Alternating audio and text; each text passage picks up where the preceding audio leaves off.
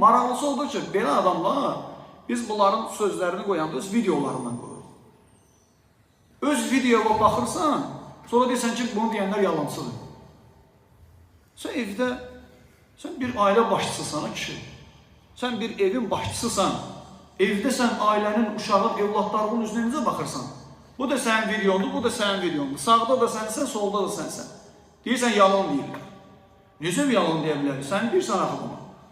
Bir sual verirlər ki, sən demirsən ki, bəs bir insan cinsiyyət üzrə dəyişə bilər. Deyir, yox, mən elə deməmişəm. Böhtan atırlar, məsələnin kontekstindən çıxardıblar, lazım olan yeri kəsirlər. Sənə sual verirlər verilişdə ki, filan kəs məsələn dünyada böyük izlər qoyub. Amma adam, necə deyərlər, LGBT-nin üzvüdür. İndi o cəhənnəmli idi. Sən cavab verirsən ki, adama, həmin qadına. Cavab verirsən ki, heç kim deyə bilməz ki, o cəhənnəmli idi.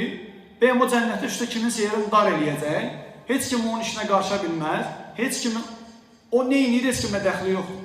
Sən bunu demirsən, biz də demişik ki, adam icazə verir belə şeyə. Əgər sən bundan çəkindirirsənsə, deməlisən ki, ola bilər yaxşı əməlləri var idi, böyük izlər qoyub. Amma Allaha qarşı gələn olur. Allahın qadağa elədiyi əməli eləyib, böyük günah sahibidir. Tövbə eləməyib ölsə Allah ona cəza verəcək. İndi deyir ki, mən deməmişəm deyir. Mən demişəm, bir nəfər gəlir mənə yaxınlaşır, deyir ki, mən filan vaxtda filan şey olmuşam, indi tövbə eləmişəm. Deyir, nə deyir, sizin onun tövbəsini qəbul eləməyək. Məyər biz belə deyirik. Biz deyirik ki, kim belirsə böyük günah sahibidir.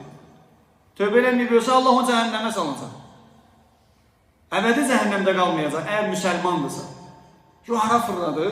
Özün demirsən də, qardaş, özün demirsən. Nə demirsən, onu demişik.